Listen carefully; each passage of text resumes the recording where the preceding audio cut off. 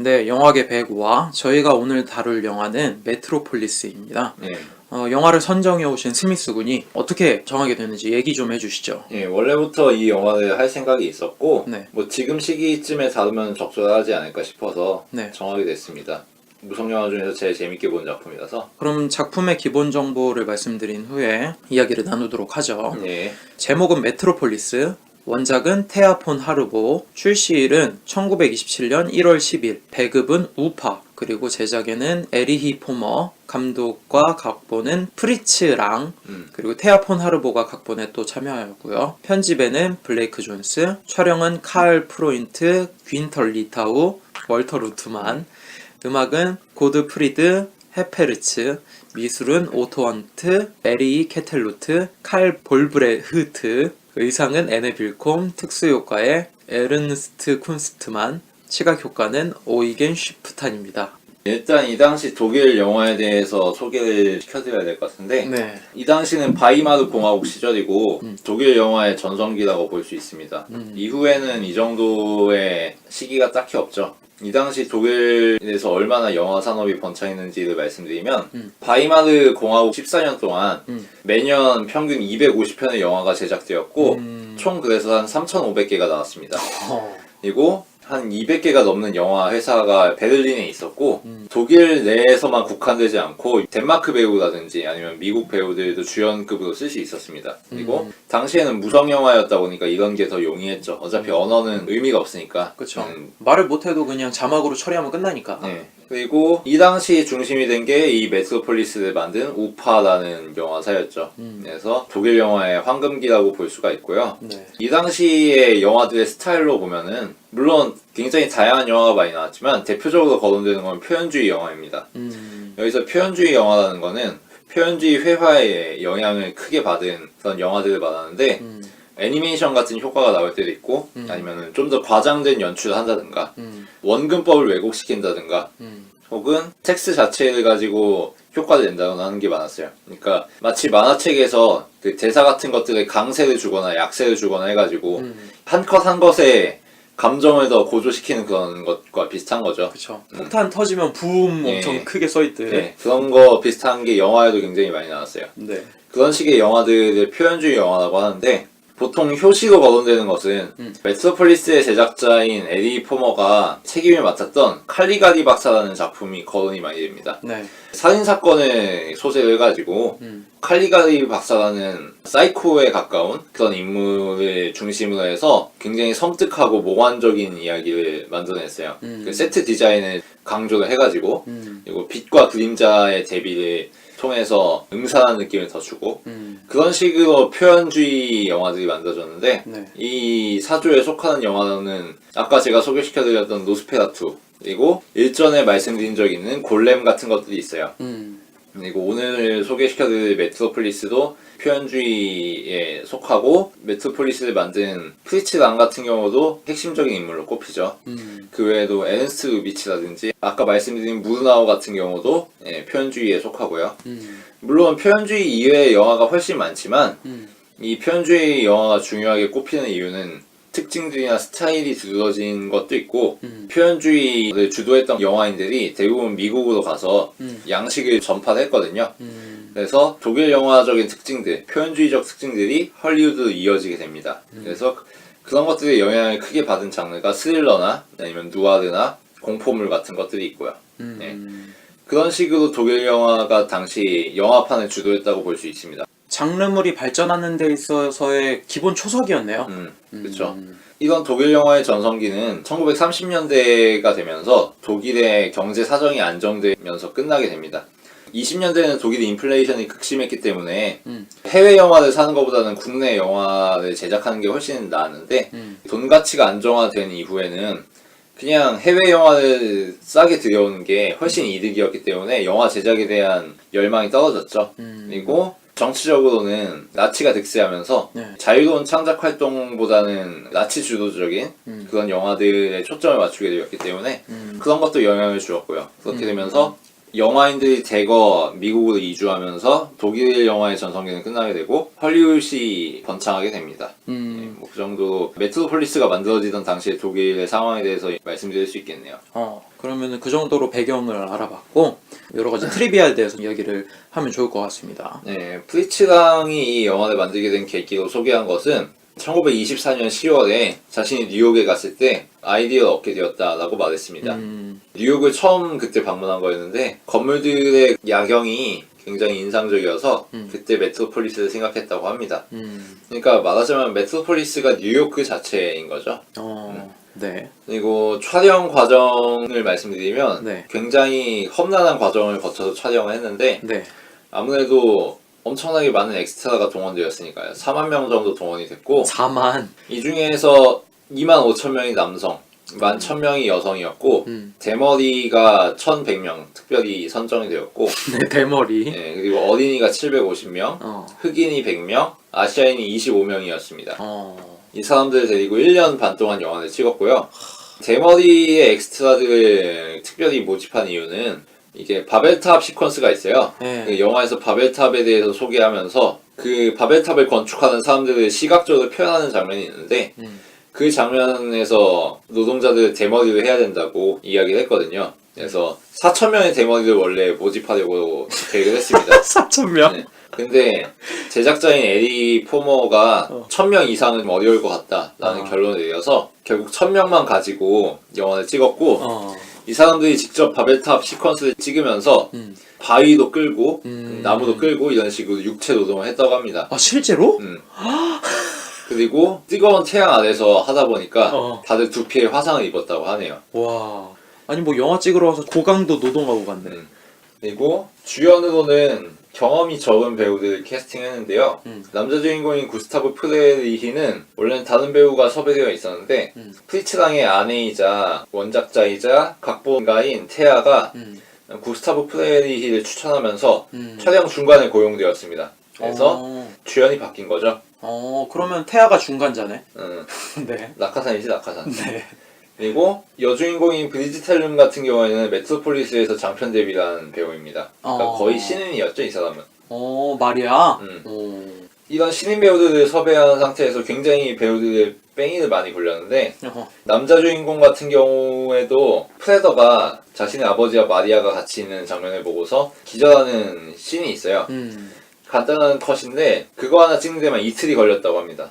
왜냐하면 랑이 만족하지 않았기 때문에. 그래서 이틀 동안 그것만 찍게 시켰다고 하고 오케이 사인이 났을 때는 이미 서 있기도 힘든 상황이었다고 하더라고요. 남자 배우도 이 정도 굴렸는데 여자 배우 쪽이 좀 더 빡세게 촬영을 했죠. 이 사람은 마리아라는 역할이 굉장히 중요하다 보니까 엄청난 고초를 겪었는데 마리아가 로봇 의상을 입어야 돼요. 그 마리아가 인간 마리아가 있고 클론 마리아가 있죠. 클론 마리아는 로봇으로부터 만들어진 존재고 근데 이 로봇 의상이 겉으로 보이기에는 금속처럼 보이는데 안은 석고로 돼 있었어요. 그리고 입기에 굉장히 불편했고 그래서 입을 때마다 상처가 났다고 하고 이게 들어가 있을 때 숨쉬기가 굉장히 어려웠다고 합니다. 임신하기도 힘들고 그래서 어떤 장면에서는 그 장면을 찍다가 산소가 부족해서 기절하기도 했다고 합니다.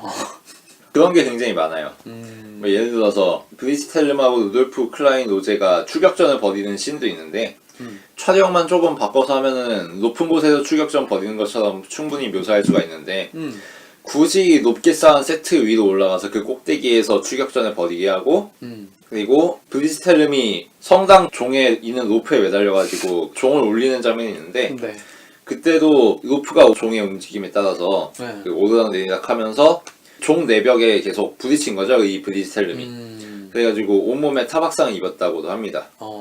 그리고 클론 마리아를 또 화형시키는 장면이 있어요. 네. 브리지 텔름을 화형시키는 건데 이때 실수로 화형시키다가 치마 자르게 불이 붙기도 했다고 합니다. 이런 여러 가지 에피소드들이 있고 정말 옛날이니까 가능한 촬영 시스템이네요. 지금 같은 말도 안 되지 무슨 배우 옷에 불 붙을 정도로 화형시키는 장면을 그렇게 리얼하게 하는 게 어딨어. 그쵸.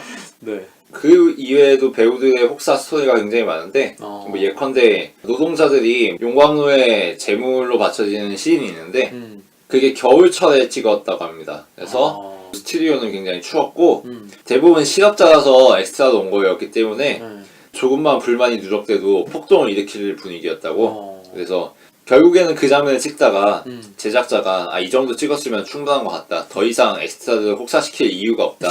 우리는 충분한 촬영분을 갖고 있다. 라고 감독을 설득해서 중단이 됐다고 합니다. 제작자도 중간자였네. 네. 네. 그리고 아동 엑스트라들의 영양 상태나 외관도 굉장히 열악했기 때문에 홍수 속에서 아이들이 죽음의 위기를 견뎌내는 그런 장면이 있는데 이걸 찍는데도 전혀 하자가 없었다고 합니다. 왜냐면 이미 다 그지들이었기 때문에.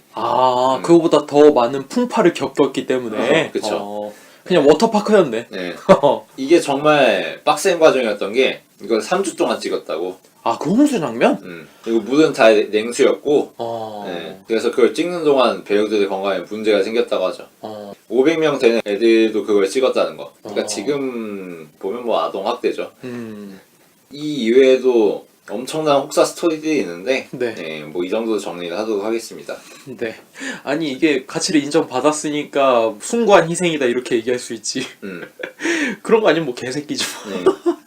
위플래시 아니야 완전. 이런 식으로 촬영을 해서 네. 촬영 이후에 관객들의 반응이 계속 유도했는데 영화의 흥미를 불러일으키기 위해서 태아가 쓴 원작이 연출되기 몇 달 전부터 연재가 되기 시작했습니다. 그리고 우파에서는 재정적으로 최대한 투자를 해가지고 페이머스 플레이하고 MGM으로부터도 재정적인 도움을 받았고 근데 결국에는 영화에 대한 투자금을 못 갚았어요. 네. 왜냐면 이 영화가 굉장히 망했거든요. 그러니까 제작비가 대충 2천억 정도 우리 돈으로. 지금 2천억? 근데 수익이 30억 정도밖에 안 났어요.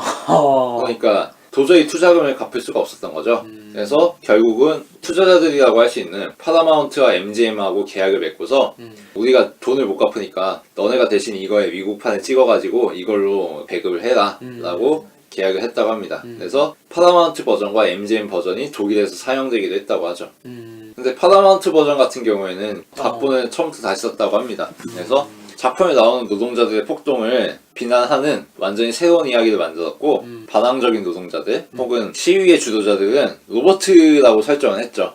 왜냐하면은 그 당시엔 무성 영화하고 텍스트보드 몇 개만 바꿔치면 스토리가 완전히 바뀌는 거니까 그런 식으로 내용을 아예 바꿔치기 했다고 합니다. 그래서 많은 사람들의 수고 속에서 만들어졌지만 상업적으로는 완전 실패했다는 거. 하지만 비평적으로는 성공을 거뒀는데 물론 당시에는 비평이 좋지 않았어요. 특수효과도 너무 자의식이 강하고 스토리가 뻔하다, 메시지도 너무 순진하다 라는 식으로 비판을 많이 받았습니다. 그래서 원래는 3시간 반짜리 영화였는데 편집이 돼서 2시간짜리 분량, 1시간 반짜리 분량 뭐 이런 식으로 잘려나갔고 그럼에도 불구하고 몇몇 팬들은 있었다고 합니다. 뭐 히틀러나 괴벨스 같은 사람들이 이 영화를 굉장히 좋아했다고 하죠. 그래서 괴벨스 같은 경우에는 연설에서 이 영화를 인용하면서 자본가들의 시대는 끝났고 노동자들의 세상이 온다 라는 이야기를 하기도 했습니다. 몇몇 팬들이 굉장히 무시무시하시네요. 네. 네. 당시의 평가는 이랬는데 후대로 갈수록 평가가 개선되어서 유네스코 기록유산으로 처음 등재가 됐고요. 네, 첫 번째로. 미래사에 대해서 얘기하는 많은 작품들이 이 영화에 참고를 했죠. 그렇죠. 영화뿐만 아니라 대중예술이랄지 뭐 가수랄지 굉장히 많이 차용했죠. 그리고 이렇게 평가가 올라가면서 이 영화의 복원에 대해서 굉장히 많은 관심이 쏠렸습니다. 하지만 원본 영상이 없었기 때문에 복원이 제대로 되지 않았는데 2000년대 초반에 아르헨티나에서 이 영화의 그 원본이 발견되면서 이것을 바탕으로 복원 작업이 시작됐죠. 결국에는 2010년에 95%가 복원되어서 세상의 모습을 드러냈습니다. 그래서 2시간 반 분량으로 영화가 지금 돌아다니고 있죠. 그리고 여러 가지 영향을 살펴보면은 슈퍼맨이 살고 있는 도시가 메트로폴리스인데 바로 여기서 따온 거고요. 작중에 나오는 로트방 박사, 그러니까 마리아의 클론을 만든 박사죠. 이 사람이 기계손을 끼고 있는데 이것은 스탠리 큐브릭의 닥터 스트레인지 러브에서 패러디가 됩니다. 닥터 스트레인지 러브가 원래 손을 제대로 컨트롤 못한 사람이거든요. 근데 영화 마지막에 로만식 경례를 하면서 하일 히틀러를 하죠. 닥터 스트레인지 러브에 통제하지 못하는 오른손이 로트방 박사의 기계손에서 나온 것이라는 거. 뭐 영화의 배경은 2026년이라고 합니다. 그러면 배급사 우파에 대해서 좀 이야기를 하도록 하겠습니다. 아까 말씀드렸듯이 독일 영화의 전성기를 주도한 영화사고 닥터 와브제, 스파이, 니벨룽겐, 메트로폴리스, 블루엔젤, 의지의 승리 등이 이 당시의 주요 작품입니다. 이 영화사 같은 경우에는 1917년에 여러 군소 영화 제작사들이 모여서 조직한 영화사고 회사 재정의 3분의 1은 독일 정부에서 지원을 했습니다. 그러다 보니까 독일 정부의 입김이 강한 편이었고 독일 내 국민들의 정신을 고양시키는 목적으로 영화를 많이 냈습니다. 그러니까 애국심 영화, 국뽕 영화를 많이 냈다는 거죠.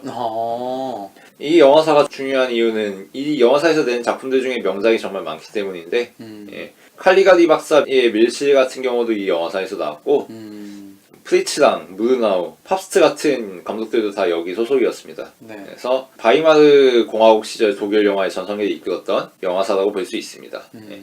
근데 이번 메트로폴리스로 인해서 굉장히 심한 타격을 입었죠. 그쵸. 뭐 제작비를 2천억 정도 썼는데 회수를 30억밖에 못했으니까 네. 예. 그 이후로는 작은 규모의 영화들 중심으로 냈다고 하죠. 네. 예. 그러면은 제작자인 에리 포머에 대해서 이분은 1907년부터 영화 관련 일을 시작하신 분이고 영화가 독일에 처음 들어왔을 때부터 영화 일을 했다는 거죠. 그리고 1차 대전이 끝나고 나서 제대한 이후에 영화회사를 설립해가지고 이게 나중에 우파로 합병이 됩니다. 그러면서 우파의 핵심 간부가 되고 제작 실권을 쥐게 되죠.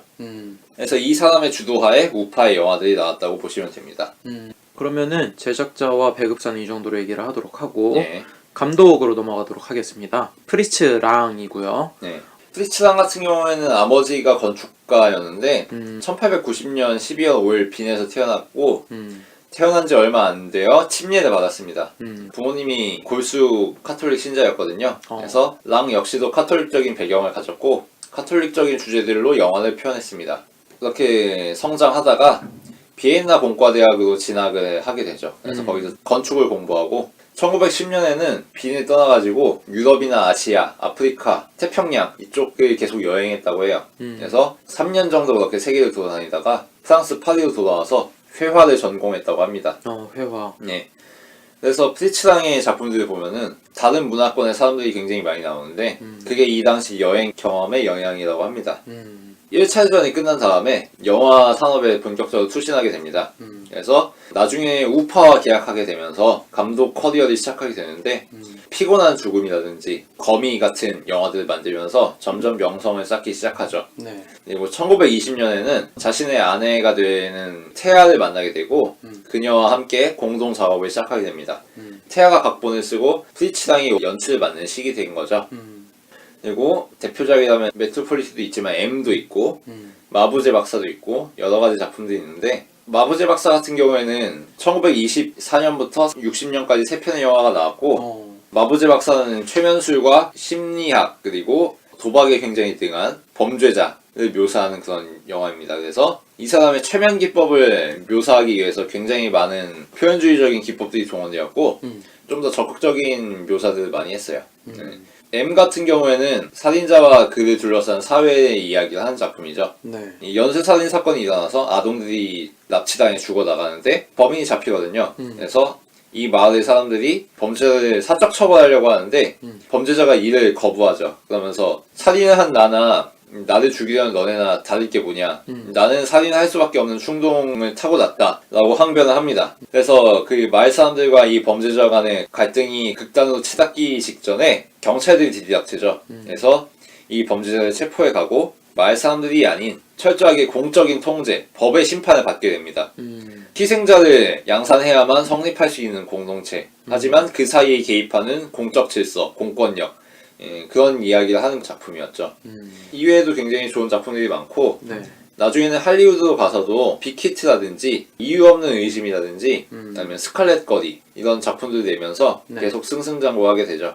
자, 그럼 각본으로 넘어가도록 하겠습니다. 예. 테아 폰 하르보. 예. 프리츠랑의 아내죠. 예, 이 사람은 소귀족 집안, 정보 공무원으로 계속 일하던 그런 집안에서 태어나서 어렸을 때부터 피아노, 바이올린, 외국어 등을 여러 가지 공부하면서 어렸을 때부터 재기발랄한 인물이었다고 하더라고요. 그래서 13세 때 이미 잡지에 단편소설을 냈고 연기에 관심이 생겨가지고 아버지의 반대에도 불구하고 커리어를 시작했습니다. 그래서 연기를 하다가 나중에는 시나리오 작가가 됐고요.